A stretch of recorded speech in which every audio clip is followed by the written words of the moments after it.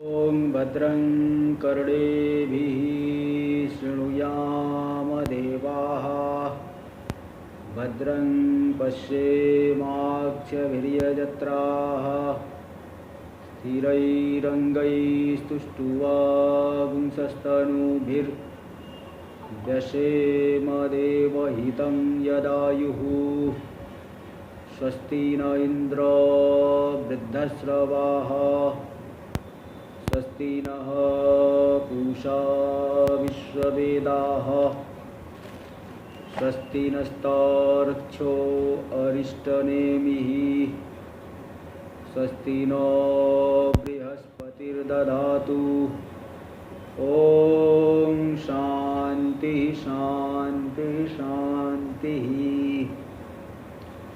शङ्करं शङ्कराचार्यं केशवं बादरायणं सूत्रभाष्यकृतौ वन्दे भगवन्तौ पुनः पुनः।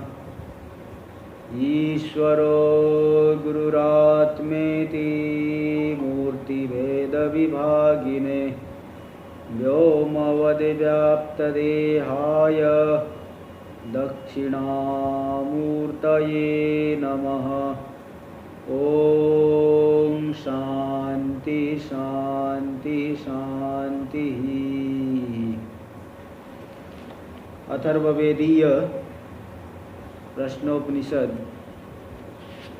पर हम लोग विचार कर रहे हैं। इसमें जो चतुर्थ प्रश्न का विचार कल पूरा हो गया, जो कि सौर्यायणी गार्ग्यगनी जी ने प्रश्न किया था।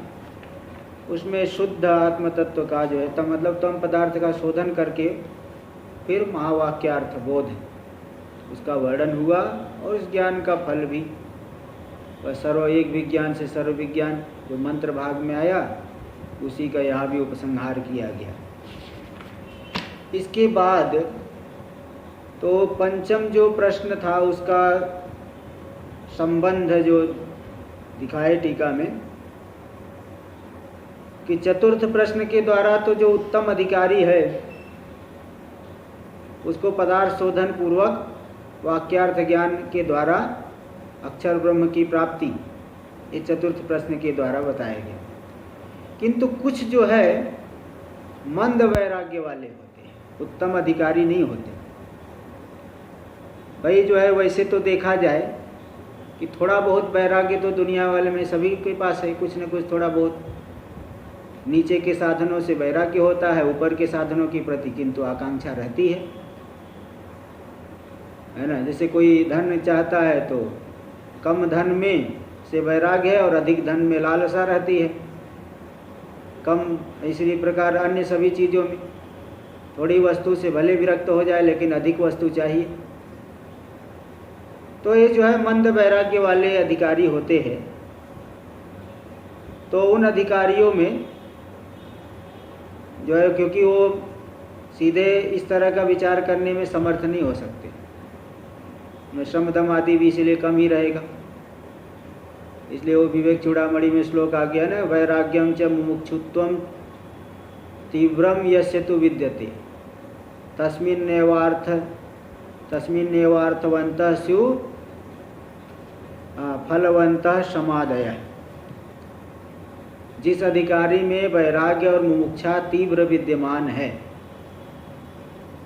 उसी में ही ये जो शम दम आदि सार्थक है और फल वाले फल देने में समर्थ होंगे। नहीं तो बहुत शांति दिखने पर भी ऊपर से अंदर से व्यक्ति बहुत अशांत रहता है। वैराग्य और मुमुक्षा में कमी होने पर ऐसा रहता है। ऊपर से तो बहुत एकदम शांत लगेगा, बहुत ऐसा समाहित दिखेंगे, लेकिन अंदर से बहुत आकांक्षा, ये हो जाए वो हो जाए, नाना प्रकार के। तो इसलिए भाई ऐसे देखिए बहुत जो आजकल कथाकार बहुत ज़्यादा जो है हो गए हैं। अब क्या वही अलग यही दृष्टिकोण प्राय करके बहुत लोगों में कुछ तो है बहुत अच्छे से ठीक है मानता हूँ, लेकिन प्राय करके जो है थोड़ा बहुत पढ़ इधर उधर थोड़ा बहुत पढ़ लिए, कई तो ऐसे एक शास्त्र सिद्धांत भी ठीक से नहीं मालूम है, लेकिन बहुत कथा करने में तेज है, बहुत धन इत्यादि इकट्ठा कर लेते हैं, तो ये जो है उनमें जो श्रम दम आदि दिखता है ना, वो सार्थक नहीं हो पाएगा।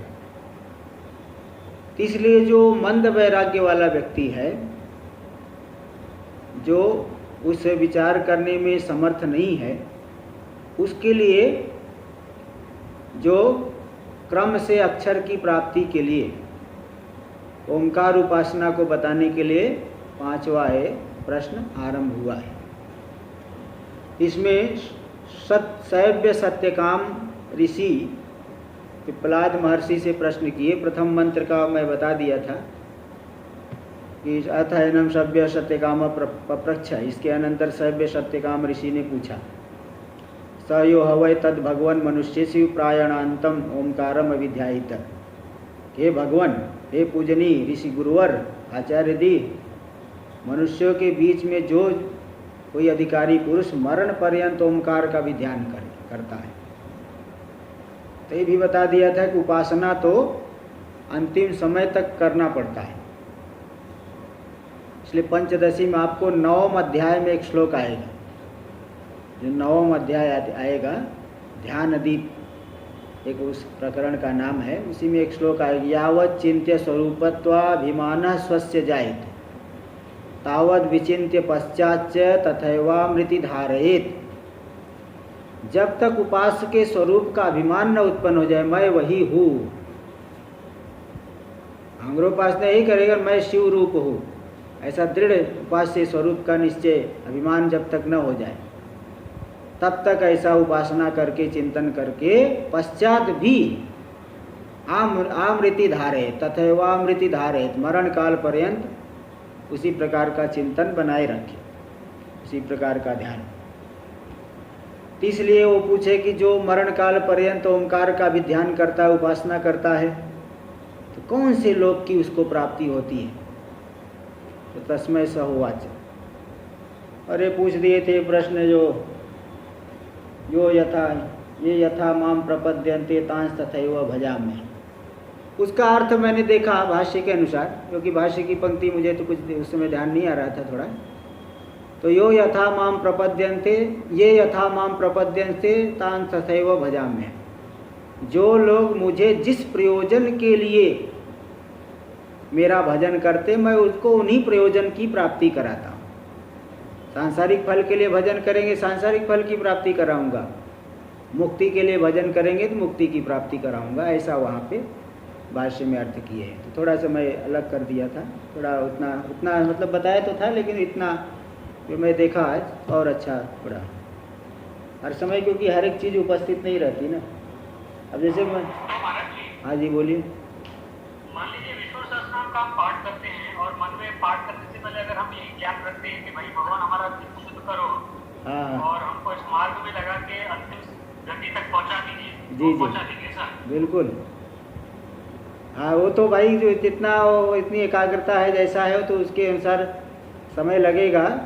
एक जन्म में हो सकता है, 2 जन्म में, लेकिन हो जाएगा, ये तो पक्का है। क्योंकि भगवान की तो प्रतिज्ञा है ना, जो मेरा जिस प्रकार से भजन करता है उसको उसी फल की प्राप्ति कराऊंगा, ऐसा वो बताएगा।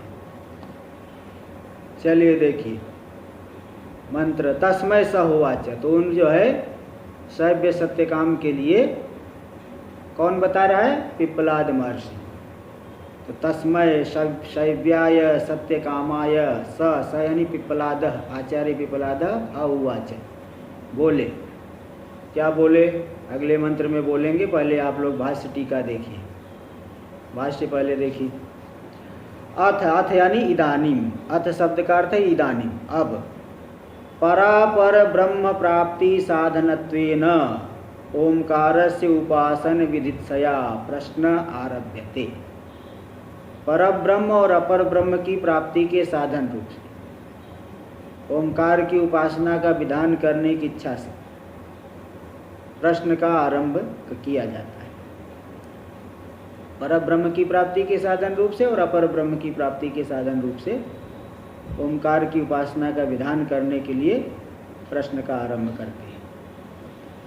इदानीम, इदानीम का भी अर्थ है टीका में दिए गार्ग्य प्रश्न निर्णयानंतरम इत्यर्थ। सौर्यायणी गार्ग्य ने प्रश्न किया था, अब प्रश्न का निर्णय हो गया। ऐसा नहीं को प्रश्न का उत्तर दे रहे बीच में ही टपक पड़े, तो बीच में टपकने वाली बात है। उस प्रश्न का निर्णय होने के बाद फिर इन्होंने प्रश्न किया।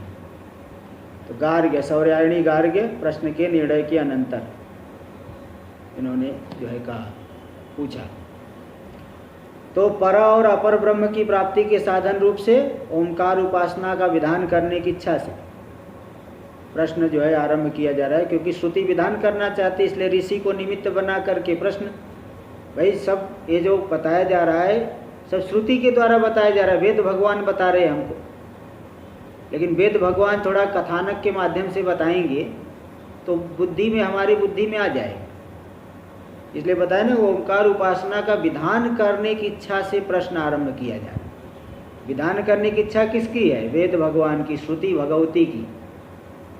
इसलिए विधान करने की इच्छा से वो इस पंचम प्रश्न के माध्यम से ये प्रश्न आरंभ किया जा रहा है। और ऐसी घटना नहीं हुई ये नहीं कहा जा रहा है, घटना तो हुई है, किंतु इस घटना के माध्यम से अगर बताएंगे तो जल्दी दिमाग में आएगा।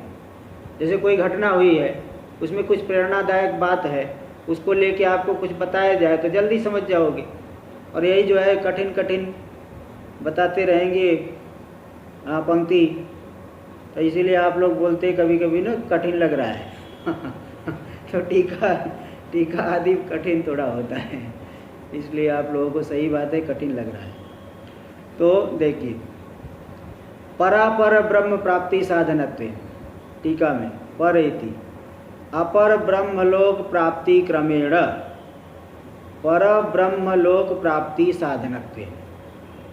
पर और अपर दोनों की प्राप्ति कैसे होगी?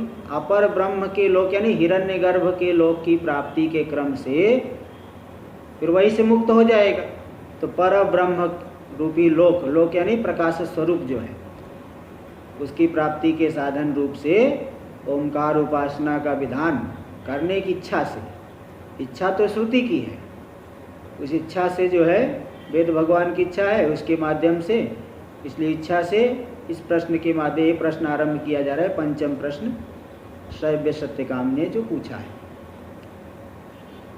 भाष्य में देखिए, स यह कश्चिद वै, कश्चिद ह को ध व्याकरण सूत्र लग करके झयो होन्य तरस्याम, जो कोई भी, ह वै प्रसिद्ध है, भगवान मनुष्येषु, मनुष्यों के बीच में जो कोई ऐसा दुर्लभ है, मनुष्य से यानी मनुष्याणाम मध्य तद अद्भुतम इव, अद्भुत के समान, बड़ा अद्भुत है जो है, बड़ा कठिन है कि ऐसा कोई जो है इतना इस प्रकार का साधक हो, इस प्रकार का जीवन पर्यंत उपासना करे, ये तो अद्भुत है, विलक्षण ही है। थोड़े समय में एक बार जो है विवेक चूड़ामणि का पाठ चला रहा था, पहली बार मैं चला रहा था ओंकारेश्वर में ही, एक ही महात्मा वो पढ़ रहे थे, तो बीच में कुछ ऐसी बात आई तो बताने लग गए, कुछ उपासना की बात, तो बताने लग गए वो, अरे मैंने भी किया है। मैंने यही बता रहा था कि आजकल कुछ लोग ऐसा जो है ऐश्वर्य की प्राप्ति के लिए श्री विद्या की उपासना करते हैं। कुछ लोग ऐश्वर्य की प्राप्ति के लिए, कुछ लोगों का ऐसा दृष्टिकोण है, बोले हाँ मैंने भी किया है। मैंने कहा अच्छा, बोले हाँ मैंने किया है लेकिन उसमें कुछ नहीं है। तो मैंने पूछा क्यों? बोले मैंने 6 महीने तक किया था। अब बताओ 6 महीने करने से क्या मिलेगा? लोग कितना से करते हैं, लेकिन वो जो है बहुत जल्दी व्यक्ति जो है उसमें परेशान हो जाता है। इसलिए आप बताए कि दुर्लभ के समान, तद अद्भुतम इव, अद्भुत के समान यानी बड़ा दुर्लभ व्यक्ति एक जीवन पर्यंत उपासना करे इस तरह से। प्रायणांतम, प्राय मरण पर्यंत, प्रायण प्रकृष्ट रूपेण अयनम मरणम, तो प्रायण मतलब मरण, मरण पर्यंतम, मरणांतम अर्थ दे दिए। कुल मिला के मरण पर्यंत का मतलब क्या है? यावत जीवम, जीवन पर्यंत, इत्येतत्, ये अर्थ हुआ प्रायणांतम का, जीवन पर्यंत। ओंकारम अभिध्यायित, इस ओंकार का अभिध्यान करता है, आभिमुख्येन चिंतित, अभिमुख होकर के, तत्पर होकर के चिंतन करे, उपासना करे। अब उपासना शब्द का क्या अर्थ है आगे बता रहे, देखो टीका में यहाँ तक देखिए पहले। तद अद्भुतम युव, वो मनुष्य क्या अद्भुत के समान है जो जीवन पर्यंत उपासना करने वाला है। तद इति क्रिया विशेषण, यानी तादृशम अभिध्यानम इति, उस प्रकार का अभिध्यान जीवन पर्यंत बड़ा अद्भुत है, इसलिए उसको करने वाला भी अद्भुत है। तो तेन विशेषणेन अद्भुतत्वम यानी दुष्करत्वम भाति। अच्छा, वो मनुष्य तो अलग हो गया, मनुष्य के बीच में जो कोई हो तो प्रथमांत है, इसलिए अभिध्यान का ही कार्य है। वह बड़ा दुष्कर है, बड़ा कठिन है इस प्रकार का अभिध्यान, जीवन पर्यंत अभिध्यान करना। इसलिए तो इस प्रकार का अभिध्यान जो है बड़ा मुश्किल है। तो तेन विशेषणेन अद्भुतत्वम यानी दुष्करत्वम भाति इत्यर्थ, कि जीवन पर्यंत जो उपासना करे, ध्यान करे, इस विशेषण के द्वारा ये जो उपासना बड़ी दुष्कर मालूम पड़ रही है, कठिन मालूम पड़ रही है, अद्भुत है, इसलिए अद्भुत कह रहे। अभिध्यानेन तत्पूर्वकालीने प्रत्याहार धारणे सूचिते इत्याह। अभिध्यान कह दिए, जैसे योग में अष्टांग योग है ना, यम नियम आसन प्राणायाम प्रत्याहार धारणा ध्यान समाधि। तो ध्यान से पहले प्रत्याहार धारणा ये सब आ रहा है। तो जो ध्यान कह रहे हैं तो प्रत्याहार और धारणा भी सूचित हो गया, क्योंकि बिना प्रत्याहार और धारणा के ध्यान हो नहीं सकता। प्रत्याहार किसे कहते, धारणा किसे कहते हैं, 1 नंबर टिप्पणी में दे दिए, प्रत्याहार धारणे इति, योग सूत्र में आता है। स्विषया संप्रयोगे चित्तस्य स्वरूपानुकार इव इंद्रियाणां प्रत्याहार। सभी जो 5 ज्ञान इंद्रिया है उनको अपने अपने विषयों से हटा करके गोलक में स्थापित कर दिए। तो इंद्रियों का अपने विषयों के साथ संप्रयोग नहीं हो रहा है, संबंध नहीं हो रहा है, केवल मन का ही फिर रह गया।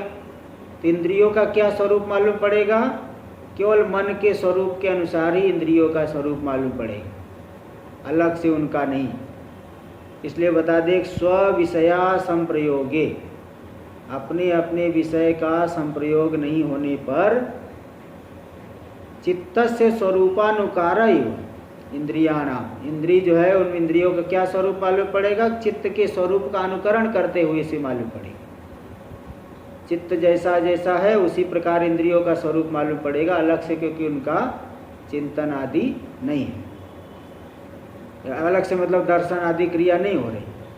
तो स्व विषय के साथ संप्रयोग नहीं होने पर चित्त के स्वरूप का अनुकरण करती हुई सी, चित्त के स्वरूप का अनुकरण के समान यही है इंद्रियों का प्रत्याहार, यही प्रत्याहार है। यानी इंद्रिय को, सभी इंद्रियों को गोलकों में स्थापित कर दिए, केवल मन ही अपना चिंतन कर रहा है, बस ये प्रत्याहार है। तो इंद्रियों को अपने अपने विषयों से हटा करके गोलकों में स्थापित कर देना, इसका नाम है प्रत्याहार। वहाँ से हटा के वापस ले आना, यही प्रत्याहार है। और धारणा क्या है, देश बंध चित्तस्य धारणा, चित्त को किसी देश में बांध के रखना। देश मतलब, देश का मतलब भारत पाकिस्तान देश नहीं लेना, किसी मतलब जैसे ध्यान करते, हृदय में ध्यान करते हैं, है ना, आज्ञा चक्र में ध्यान करते हो, सहस्रार चक्र में ध्यान कर सकते हैं, अथवा दीपाए किसी, कोई फोटो रख के ध्यान करता है, कोई दीपक रख के ध्यान करता है, कोई किसी प्रतिमा का ध्यान करता है। मतलब किसी न किसी देश में, किसी न किसी जो है आलंबन में चित्त को केंद्रित करना, चित्त को उसमें वहाँ से बांध देना, वृत्तियों के द्वारा बांध देना। अन्याकार वृत्तियों के द्वारा बांध दिए, वो धारणा हो गया। वही धारणा जब लंबे समय हो जाएगी, थोड़ा उसका दीर्घ हो गया, उसको फिर समाधि कह दें, उसको ध्यान कह देंगे। और ध्यान भी एकदम और प्रकृष्ट हो गया तो समाधि कह देंगे। तो इसलिए यहाँ पे जब अभिध्यान कहा जा रहा है तो अभिध्यान से पहले प्रत्याहार और धारणा भी सूचित हो गया, क्योंकि प्रत्याहार विषयों से इंद्रियों को नहीं हटाओगे तो ध्यान कहाँ से होगा, और चित्त को किसी देश विशेष में बांधोगे नहीं किसी आलंबन में टिकाओगे नहीं तो ध्यान कैसे होगा फिर। इसलिए अभी ध्यान के द्वारा ये पहले वाली भूमिका भी सूचित हो गई। देखिए इसी बात इसी बात को दिखा रहे बाह्य विषयेभ्य। भाष्य में बाह्य विषयेभ्य उपसंहृत करणः समाहित चित्तो। देखो प्रत्याहार बता रहे, बाह्य विषयों से करणों का उपसंहार करके, उपसंहृतानि करणानि येन, बाह्य विषयों से जिस पुरुष ने अपने इंद्रियों को हटा लिया है, उपसंहार कर दिया है, ये हो गया प्रत्याहार। और समाहित चित्त, ये हो गया धारणा। चित्त को किसी देश में एकाग्र कर दिया है तो समाहित चित्त वाला हो गया है, धारणा वाला, धारणा से युक्त है। ऐसा पुरुष कहाँ किसका ध्यान करेगा? ओंकार का। भक्त्यावेशित ब्रह्म भावे ओंकारे, भक्ति से आवेशित, भक्ति के द्वारा जिसमें ब्रह्म भाव का आवेश करा दिया गया है। ब्रह्म भाव को जो है आरोपित करके, भाई उपासना में तो आरोप करके चिंतन करोगे, प्रतीको, ये तो प्रतीकोपासना है। जैसे नर्मदेश्वर में हम शिव बुद्धि करके उपासना करते हैं, शालिग्राम में विष्णु बुद्धि की करके उपासना करते हैं। तो किसी आलंबन में तो ब्रह्म भाव का आरोप कर, यहाँ ओंकार रूपी आलंबन में ब्रह्म भाव का आरोप करके उपासना करना है। तो भक्ति के द्वारा, भक्ति से जो है, अच्छा भक्ति के अर्थ इन्होंने कह दिया का आदरेण उपचारेण ही। भक्ति से मतलब आदर से, बड़े आदर से, जिसमें ब्रह्म भाव का आरोप कर, जिसमें किया गया, ऐसे ओंकार में का, ओंकार में चित्त को लगा करके, समाहित चित्त हो करके फिर वो ध्यान कर रहे हैं। समाहित चित्त कहाँ पे समाहित चित्त हो गया है? भक्ति से, जिसमें ब्रह्म भाव का आरोप हुआ है, जिसको ब्रह्म रूप से जान देखना चाहता है, देखेंगे, ऐसे ओंकार में समाहित चित्त हो करके फिर आगे ध्यान का अर्थ बताएंगे। ध्यान करता है। हाँ, भक्ति में गौण वृत्ति से करें, थोड़ा अलग है। भक्त्या का अर्थ है आदरेण। अब टीका दे रहे, देखिए, बड़ी भक्ति से जो है, ऐसा नहीं कि जैसे शिव जी को जल चढ़ा रहे और मन आपका जो है, अरे क्या शिव जी है, ये तो पत्थर दिख रहे हैं, तो ये कोई भक्ति हुई क्या? इसलिए भक्ति मतलब अत्यंत आदर के साथ, यही शिव जी है। हाँ वो मैं भाई वो एक मिनट, मैं टीका में जा रहा हूँ ना, अभी टीका तो अभी तो ऊपर से ही, अभी तो मैं जा रहा हूँ टीका में। देखिए, भक्त्या यानी आदरेण, उपचारेण इव आवेशितो आरोपितो ब्रह्म भावो यस्मिन ओंकार। बड़े आदर के साथ जिस ओंकार में ब्रह्म भाव का आरोप करके, उपचार मतलब गौणी वृत्ति के द्वारा। उपचार मतलब देखो क्या है ना, जैसे ये नर्मदेश्वर में शिव बुद्धि करोगे तो मुख्य यही शिव जी है क्या? उपचार, वहाँ उपचार मतलब गौणी वृत्ति के द्वारा यही शिव, मुख्य शिव जी। तो इसलिए बोले कि वो जैसे मार्कंडेय ऋषि है, उस जो है नर्मदेश्वर की पूजा करते करते शिव जी प्रकट हो गए, तो जो प्रकट हुए शिव जी वो मुख्य है। और जिस नर्मदेश्वर को माध्यम बना के कर रहे हैं, वहाँ पे गौणी वृत्ति से हम शिव जी मान करके उपासना कर रहे हैं। ये भी उनका प्रतीक होने से वो शिव जी ही है। इसी को करे उपचार मतलब गौणी वृत्ति से, यही उपचार कहा गया। तो बड़ी भक्ति से वो कर रहा है, लेकिन गौणी वृत्ति से जानता है कि शिव जी जो है प्रकट होंगे, इसको मैं उपासना करूँगा तो शिव जी प्रकट हो जाएंगे। तो इसलिए वो गौणी वृत्ति से, जैसे भाई जैसे सिंहो माड़ो का बालक शेर है, तो गौणी वृत्ति है ना, बालक मुख्य शेर तो नहीं है, किंतु शेर जैसा है। इसी प्रकार यहाँ पे यही शिव जी हमारे लिए, तो यही शिव जी है। अब वे पता है कि उपासना करते करते फिर प्रकट होंगे, कुछ अनुग्रह करेंगे, मुख्य तो है। तो भक्ति से आदरेण, आदर के द्वारा, भक्त्या मतलब आदरेण, उपचारेण आवेशितो आरोपितो ब्रह्म भाव यस्मिन ओंकारे। देखो, आवेशित ब्रह्म भाव ऐसा जो विशेषण दिए ना, आवेशित ब्रह्म भावे ओंकारे, तो जिसमें ब्रह्म भाव का आवेश यानी आरोप करा दिया है, आरोप किया है, आरोप करके उपासना मतलब यही हमारे लिए ब्रह्म है, तो गौणी वृत्ति से, क्योंकि मुख्य ब्रह्म तो अलग है, वो तो साधन है, इसको यहाँ दिया है। तो आवेशिता उपचारेण इव आरोपित, आवेशिता यानी आरोपितो ब्रह्म भाव यस्मिन ओंकारे, जिसमें ब्रह्म भाव का आरोप करके उपासना कर रहे, तस्मिन समाहित चित्त, उसमें समाहित चित्त हो करके, तो समाहित चित्त कहने से धारणा कह दिया गया, इति अन्वय। देखो अनेन धारणा उक्ता, इस विशेषण के द्वारा धारणा कह दिया गया। और कौन से विशेषण से प्रत्याहार कहा गया? बाह्य विषयेभ्य उपसंहृत करणः, उसके द्वारा प्रत्याहार कह दिया गया। अब आगे ध्यान शब्द का क्या अर्थ है, ध्यान किसे कहते हैं? देखो यहाँ भी बता रहे, ध्यान शब्दार्थम आह, ध्यान शब्द के अर्थ को कहते आत्मेति। आत्म प्रत्यय संतानाविच्छेदो भिन्न जाति प्रत्यांतराखिलीकृतो निर्वातस्थ दीप शिखा समो अभिध्यान शब्दार्थ। आत्म प्रत्यय के संतान का विच्छेद नहीं होना, आत्माकार जो प्रत्यय है जिसका ध्यान कर रहे, आत्मा का आत्म विषयक ध्यान कर रहे, यही ब्रह्म है, यही आत्मा है। तो आत्म प्रत्यय संतान, संतान मतलब प्रवाह जो चल रहा है, यही चिंतन, यही आत्मा, यही आत्मा, जैसे यही ब्रह्म है, यही ब्रह्म है, इस तरह से लगातार वो चिंतन की धारा चल रही है। तो आत्म प्रत्यय के संतान यानी प्रवाह, प्रवाह का अविच्छेद, विच्छेद नहीं होना। और भिन्न जय जाति प्रत्यांतरा खिलीकृतो, भिन्न जाति ये आत्मा है, फिर तब से परिवार का ध्यान आ गया, तब से किसी और का ध्यान आ गया, फिर दोबारा ये आत्मा है, फिर किसी का ध्यान आ गया।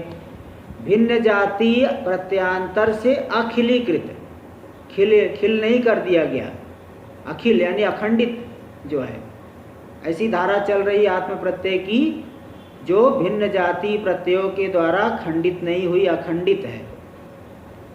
अखिल, खिल यानी खंड कहते, अखिल यानी अखिल ब्रह्मांड यानी पूरा ब्रह्मांड, अखिल यानी जिसमें खंड नहीं हुआ है, ऐसे अखिलीकृत, भिन्न जाति प्रत्यय के द्वारा जो खंडित नहीं है, ऐसे आत्म प्रत्यय के प्रवाह का विच्छेद नहीं हो।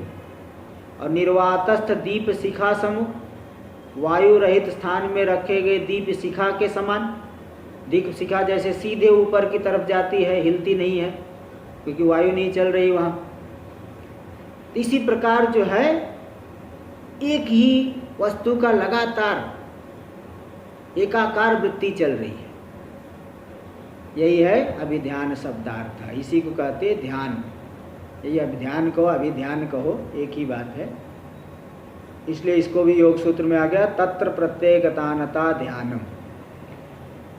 जिस आलंबन में हम ध्यान करें वहीं पे प्रत्ययों की एकाकारता चले, एकतानता यानी लगातार तैल धारावत एक वृत्ति चले लगातार, वही है ध्यान। देखो ध्यान शब्द का अर्थ कर दिया। टीका में देखिए, संताना विच्छेद इति अविच्छिन्न संतान इत्यर्थ। संतान का विच्छेद न हो आत्म प्रत्यय के, मतलब अविच्छिन्न प्रवाह हुआ चलता रहे, अविच्छिन्न संतान, संतान यानी प्रवाह।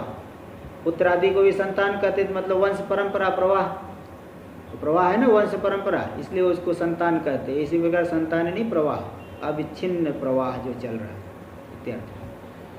प्रत्यांतरेण विजाति प्रत्ययन अखिलीकृतो, प्रत्यांतर के द्वारा, अन्य प्रत्यय के द्वारा, मतलब विजाति प्रत्यय से खंडित नहीं किया गया जो वो प्रत्यय की धारा, तो अखिलीकृतो अनंतरित, अंतरित नहीं हुआ, व्यवहित नहीं हुआ, अन्य प्रत्ययों के व्यवधान से जो रहित है।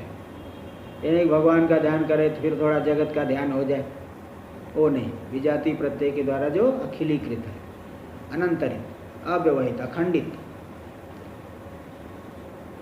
ये हो गया।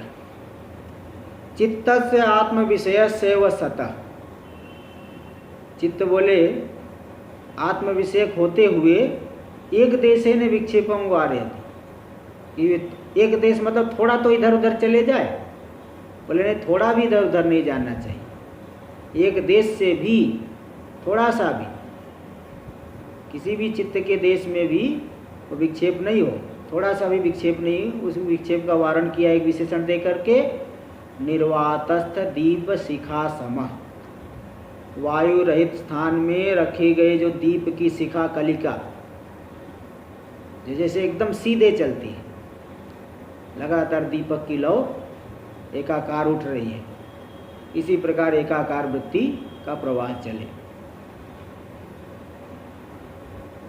आगे टीका में, ध्याने नैव यमादि साधन जातम अपि सूचितम इत्यादि। ध्यान कह दिए तो ध्यान से पहले जो यम नियम आसन प्राणायाम प्रत्याहार धारणा तो यहाँ दे ही दिए, ये सब साधन समुदाय भी सूचित हो गए, क्योंकि बिना इन साधनों के आगे तो बढ़ेगा नहीं। इतिहास सत्य थी, इसलिए इस बात को दिखा रहे कि सत्य, ब्रह्मचर्य, हिंसा, परिग्रह, त्याग, संन्यास, शौच, संतोष, मायावी वित्वाद्यनेक यम नियमनानुगृहीत स एवं यावत जीव व्रत धारण। वो जो मनुष्य जो जीवन पर्यंत उपासना करने वाला है, और कौन किन किन साधनों से युक्त होना चाहिए? सत्य, पहली बात तो सत्य भाषण। भाई आप पर ब्रह्म को चाहते हो, सत्य ब्रह्म को चाहते हो, झूठ के द्वारा तो नहीं प्राप्त कर सकते। सत्य की प्राप्ति करना है तो जीवन में सत्य ही प्रतिष्ठित होना चाहिए, इसलिए सत्य, सत्य से अनुगृहीत है, वह सत्य से युक्त है। ब्रह्मचर्य, ब्रह्मचर्य का पालन, ब्रह्मचर्य पालन करता है। अहिंसा, किसी भी प्राणी की मनसा वाचा कर्मणा हिंसा नहीं करने वाला। तो हिंसा वाली होगा तो उसकी चित्त वृत्ति विक्षिप्त रहेगी, किंतु अहिंसा व्रत वाले की चित्त वृत्ति विक्षिप्त नहीं होती। तो मनसा वाचा कर्मणा, किसी प्राणी को हिंसा नहीं करे। और परिग्रह त्याग, परिग्रह मतलब अनावश्यक वस्तु का जो है त्याग, जीवन के लिए, जीवन निर्वाह के लिए जितना चाहिए उतना, उससे अतिरिक्त का त्याग। संन्यास, और संन्यास ऐषणाओं का परित्याग। शौच, अंतः शुद्धि बाह्य शुद्धि। संतोष, संतोष जो है यथा प्राप्त है में संतुष्ट रहे। अमायावित्व, मायावित्व मतलब भीतर कुछ रखना बाहर कुछ दिखाना। कुटिलता, अमायावित्व यानी कुटिलता का अभाव। तो आदि अनेक यम नियमानुगृहीत, इन अनेक यम नियमों के द्वारा जो अनुगृहीत हो करके, अनेक यम, इन अनेक नियमों से अनुगृहीत हो करके, स एवं यावत जीव व्रत धारण, इस प्रकार से जीवन पर्यंत इस जो है व्रत को धारण करने वाला जो है, इस व्रत को धारण करके जो ध्यान उपासना में लगा हुआ है, ते बता दिए। टीका में देख लीजिए।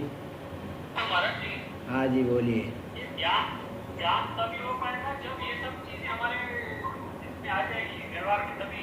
जी जी, मतलब कुछ तो है। अब ऐसा नहीं करे पूरी तरह से प्रतिष्ठित हो गया, मतलब कुछ तो रहेगा, उस तरह का प्रवृत्ति रहेगी, नहीं तो फिर अब झूठ बोलने वाला कैसे ध्यान कर पाएगा? आप बताइए। नहीं, इसमें सब चलेगा। एक ही चीज है जो डिफिकल्ट ज्यादा है, क्या? अपरिग्रह। अपरिग्रह को वो तो और सिंपल है, मतलब जितना जीवन के लिए आवश्यक है उतना रखेगा। एक ही थोड़ी कि 10 पीढ़ी के लिए मैं इकट्ठा कर लूँ। 10 पीढ़ी में एग्जाम्पल देता हूँ। एक आदमी है जो 40-45 साल का, हाँ, और वो बोलेगा कि मैं इसी मार्ग में लगूं, तो एक अमुक समय अमाउंट में इकट्ठा करूं, हाँ हाँ, उससे मेरी आजीविका चलेगी, हाँ हाँ। वो भी इसमें आ जाएगा। तो वो तो अपरिग्रह कैसे करेगा वो? देखो, अगर ऐसा है कि उसको गृहस्थ आश्रम में ही रहना है तो रखेगा ही, और गृहस्थ आश्रम में नहीं रखना है तो उतने परिग्रह वाली बात जो है, इतना कि आगे जो है कैसे चलेगा, इतना तो नहीं ध्यान देंगे, है ना। देखिए आगे, तो ध्याने नैव यमादि साधन जातम अपि सूचितम इत्या। आगे देख लीजिए। कतमम वाव, कौन से लोक की वो, वाव शब्द उदाहरण अर्थ में, कौन से लोक की प्राप्ति वो करेगा? निश्चित रूप से कौन से लोक की वह प्राप्ति करेगा? बोले कौन से लोक की मतलब क्या बहुत लोक है क्या? बोले हाँ बहुत लोक। अनेके ही ज्ञान कर्म भीर जेतव्या लोकास तिष्ठन्ति। ज्ञान के द्वारा कर्मों के द्वारा जीतने योग्य अनेक लोक है। भाई जैसे स्वर्ग है, स्वर्ग में भी कई अवान्तर भेद है। पितृलोक है, उसमें कितने अलग है ना, ब्रह्मलोक में भी 4 है, और अलग अलग देवी देवताओं का अलग अलग है। ऐसे अवान्तर भेद तो बहुत हो जाते हैं। तो ज्ञान और कर्म के द्वारा, उपासना और कर्म के द्वारा जितने योग्य, प्राप्त करने योग्य अनेक लोक है। तेसु तेन ओंकाराभिध्यानेन कतमं स लोकम जयेत्। इन सभी लोकों के बीच में, मध्य में, उस ओंकार अभिध्यान के द्वारा वह कौन से लोक को जीतता है, कौन से लोक की प्राप्ति करेगा?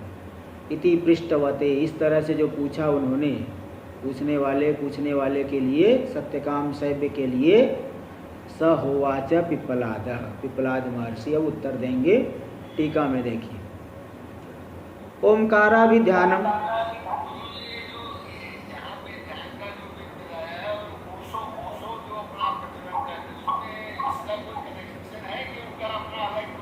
देखो भाई ओशो के चक्कर में मैं उनके बात, वो सब पुस्तकें मैं पढ़ता भी नहीं, देखता भी नहीं, उनका क्या है मुझे पता नहीं।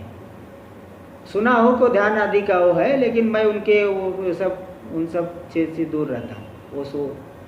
ओशो वाले से दूरी, मैं उनके बारे में तो जानने की भी इच्छा, मैं जानने की भी मुझे इच्छा नहीं उनका क्या मत है। हाँ देखिए आगे, अब आपके अंदर ज़्यादा जिज्ञासा है तो आप थोड़ा ओशो वालों से कांटेक्ट करिए, तब तो कैसे कि सब मुझे ही पता रहेगा। ज़्यादा जिज्ञासा है तो थोड़ा ओशो वालों से भी कांटेक्ट करिए। चलिए देखिए आगे, तो टीका में, ओंकाराभिध्यानम ध्यानत्वा दहरादि उपासनवद अपर प्राप्ति साधनमेव उत पर प्राप्ति साधनम अपि इति प्रष्टुर अभिप्राय। प्रष्टानी जो पूछने वाले हैं शैव्य सत्यकाम, उनका अभिप्राय क्या है? मतलब उन्होंने क्या पूछा कि कौन से लोग, बहुत से लोग हैं, उनके बीच में कौन से लोग की प्राप्ति करेंगे? तो मतलब जैसे दहरादि उपासना है, अपर ब्रह्म की प्राप्ति के साधन है, तो क्या ओंकार उपासना भी, ये भी तो उपासना है, इसलिए वो भी अपर ब्रह्म की प्राप्ति का साधन है अथवा पर प्राप्ति का साधन भी है। देखो यहाँ अनुमान आ गया, जैसे पर्वतो वहनीमान धूमात् महान अस्वत्, यहाँ भी अनुमान आ गया है, लेकिन पंक्ति जो है थोड़ा आगे पीछे है। देखो पूरा अनुमान बनेगा, ओंकाराभिध्यानम अपर प्राप्ति साधनम ध्यानत्वात् दहरादि उपासनवत्। जैसे दहरादि उपासनाएं ध्यान है, उपासना है, अपर ब्रह्म की प्राप्ति के साधन है, कार्य ब्रह्म की प्राप्ति के साधन है, तो ओंकार उपासना भी तो ध्यान है, उपासना है, ये भी अपर ब्रह्म की प्राप्ति के साधन ही है, ऐसा माने। उत यानी अथवा, पर प्राप्ति साधनम अपि, पर ब्रह्म की प्राप्ति के भी साधन है। इति प्रष्टुर अभिप्राय, पूछने वाले का अभिप्राय है। मतलब वो पूछना चाहते हैं कि जैसे अन्य उपासनाएं, दहरादि उपासनाएं अपर ब्रह्म की ही प्राप्ति कराती है, पर ब्रह्म की प्राप्ति नहीं कराती, ऐसे ओंकार उपासना भी अपर ब्रह्म की ही प्राप्ति कराएंगे कि पर ब्रह्म की भी प्राप्ति करा देंगे। ये जो है पूछने वाले का अभिप्राय है। हाँ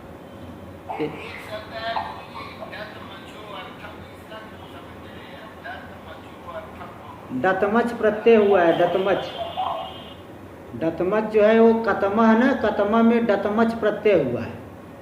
तो दतमच प्रत्यय का मतलब होता है बहुतों के बीच में निर्धारण करना, तो बहुतों के बीच में अच्छा एक वो थोड़ा रह गया, एक पंक्ति वो रही गई, सही बात है। कतमम इति दतमचो अर्थम बहुसु निर्धारणम दर्शयति। कतमम इति, तो उन्होंने पूछा ना कौन से, कतमम वाव, कतमम स्वावसा तेन लोकम जयत, ये पंक्ति सही बात छूट गई थी, ये पंक्ति मैंने ध्यान ही नहीं दिया। तो कतमम इति डतमचो अर्थम, देखो एक सूत्र आता है वा बहुनाम जाति प्रति प्रश्ने डतमच, तो डतमच प्रत्यय होता है ना, जैसे दो के बीच में निर्धारण करना हो इन दो में कौन अच्छा है, तो वो डतरच प्रत्यय होता है। और बहुतों के बीच में निर्धारण करना हो, बहुत से लोग हैं उनके बीच में कौन सा लोग प्राप्त करेंगे, तो बहुतों के बीच में कौन सा लोग, इसका निर्धारण के लिए वो डतमच प्रत्यय होकर के कतमा बना है। कौन सा मतलब बहुतों के बीच में कौन सा, तो कतमम इति डतमचो अर्थम, डतमच प्रत्यय का अर्थ है बहुसु निर्धारण, बहुतों के बीच में निर्धारण करना। जैसे कतमह श्रेष्ठ, यानी बहुत लोग हैं उसके बीच में कौन सा श्रेष्ठ है, तो बहुतों के बीच में निर्धारण जो डतमच प्रत्यय का अर्थ है उसको वहाँ दिखा दिए कि ज्ञान और ज्ञान यानी उपासना, उपासना और कर्म के द्वारा प्राप्त करने योग्य अनेक लोक है, उनमें ओंकार अभिध्यान के द्वारा किस लोक की प्राप्ति करता है। ऐसा ही याद दिलाया कि एक पंक्ति मुझसे छूट गई थी, सही बात है। डतमच जो है प्रत्यय होता है। चलिए देखिए, प्रथम पूरा हुआ, द्वितीय का अब पहले टीका में देखिए। तद अभिप्रायज्ञ पिप्पलादो, जो पूछने वाले का क्या कुछ बोल रहे थे क्या भाई, साउंड बंद कर दिया करो, डिस्टर्ब होता है बीच बीच में। तो डॉक्टर साहब बता रहे थे कि चलते पाठ में जो है साउंड किसी का खुला न रहे, प्रश्न पूछना हो प्रश्न पूछ करके तुरंत बंद कर दिया कर, नहीं तो क्या होता है कि ये समझ नहीं पाते दूसरे लोग। तो डॉक्टर अतुल जी बता रहे थे, इसलिए भाई साउंड जो है बंद रखा करे सब। चलो, तद अभिप्रायज्ञ पिप्पलादो, वो शैव्य सत्यकाम के अभिप्राय को जानने वाले पिप्पलाद महर्षि, वो जो प्रश्न पूछे वो जान जाते हैं। भाई जैसे कोई व्याकरण की छोटी बात पूछना चाहेगा तो भाई हम लोग जो जानने वाला है वो तो समझ जाए क्या पूछना चाहते हैं। अब पिप्पलाद महर्षि वो तो ऋषि है, ऋषि तो मंत्र दृष्टा है, ज्ञानी है, वो तो कितने बड़े हैं, इसलिए वो उनके अभिप्राय को जान गए। तो अभिप्राय को जान करके उत्तर दे रहे हैं कि अपरालंबनतया ध्यानम चेत, अगर आप ओंकार का ध्यान अपर ब्रह्म के आलंबन रूप से, प्रतीक रूप से ध्यान करते हो, यानी ओंकार में अपर ब्रह्म का, ओंकार रूपी प्रतीक में अपर ब्रह्म का यदि ध्यान करते हो, चेद चेद यानी यदि, तब तो अपर प्राप्ति मात्र साधनम, वह जो ओंकार उपासना है अपर ब्रह्म की ही प्राप्ति मात्र का साधन होगा, पर ब्रह्म की प्राप्ति नहीं करा पाएगा। और परालंबनत्वेन चेत, अगर परब्रह्म को के प्रतीक रूप से आप उपासना करोगे ओंकार का, तो क्रमेण पर प्राप्ति साधनम, क्रम से परब्रह्म की प्राप्ति का वो साधन बन जाएगा। इति उत्तरमः एतद्वै, इस प्रकार से उत्तर दे रहे, पहले मंत्र देख लीजिए। एतद्वै सत्यकाम परं चापरं च ब्रह्म यदोंकारः तस्मान् विद्वान् एतेनैवायतनेन एकतरम् अन्वेति। एतद्वै सत्यकाम, हे सत्यकाम, ये जो ओंकार है, ओंकार रूपी आलंबन, परम च अपरम च ब्रह्म यद ओंकार, ये जो, हाँ, ये जो पर और अपर ब्रह्म दोनों है, ये दोनों ओंकार रूपी है। अर्थात जो ओंकार है परब्रह्म रूप भी है, अपर ब्रह्म रूप भी है। ओंकार कैसे परब्रह्म रूप है अथवा अपर ब्रह्म रूप, क्योंकि इन दोनों की प्राप्ति कराने वाला है। जैसे बताया था, दिल्ली जाने वाली बस को दिल्ली कह देते हो क्योंकि उसकी प्राप्ति कराएगी। इसी प्रकार ओंकार उपासना के द्वारा अपर ब्रह्म की भी प्राप्ति कर सकते हो और परब्रह्म की भी प्राप्ति कर सकते हो, है ना। तो इसलिए ये दोनों की प्राप्ति का साधन होने से अपर ब्रह्म रूप भी है और पर ब्रह्म रूप भी है। कौन? यद ओंकार है, जो ओंकार है। तस्मात् विद्वान, इसीलिए जो विद्वान जानने वाला पुरुष उपासक एते नयो आयतनेन एकतरम अन्वेति, इसी ओंकार रूपी आलंबन के द्वारा, प्रतीक के द्वारा, एक तरम, दो से में से एक, पर ब्रह्म को चाहता है कि अपर ब्रह्म को चाहता है, दो में से एक से अन्वित हो जाएंगे, एक लक्ष्य की प्राप्ति कर लेंगे। तो मुख्य बात है को किसको प्राप्त करना चाहते हैं, तो जिसको प्राप्त करना चाहेंगे उसकी प्राप्ति कर लेंगे। ये ओंकार तो दोनों की प्राप्ति का साधन है, इसलिए पर ब्रह्म रूप भी हुआ, अपर ब्रह्म रूप भी हुआ, ये दोनों की प्राप्ति करा सकता है। तो यहाँ पे ये बता दिए। अब इसका जो भाष्य आएगा और टीका, इसका विचार हम लोग अगले पाठ में करेंगे। इस बार जो अनध्याय थोड़ा ज़्यादा ही हो गया है, कारण कि ये जो है अमावस्या तिथि 2 आ गई, इसलिए 3 की जगह 4 हो गया, और द्वितीया को भी इस बार थोड़ा निषिद्ध तिथि है आकापूची होने की वजह से। तृतीया से पाठ चलेगा, यानी कि 13 तारीख से हम लोग पाठ चलेगा, 13 तारीख से पाठ चलेगा। ओम भद्रं कर्णेभिः शृणुयाम देवाः, भद्रं पश्येमाक्षवीर्यजत्राः, स्थिरैरङ्गैस्तुष्टुवागुंसस्तनूभिर्व्यसेम देवहितं यदायुः। स्वस्ति न इन्द्रो वृद्धश्रवाः, स्वस्ति नः पूषा विश्ववेदाः, स्वस्ति नस्तारक्षो अरिष्टनेमिः, स्वस्ति नो बृहस्पतिर्दधातु। ओम शांति शांति शांति। शंकरं शंकराचार्यं केशवं बादरायणं सूत्रभाष्य कृतौ वंदे भगवन्तौ पुनः पुनः।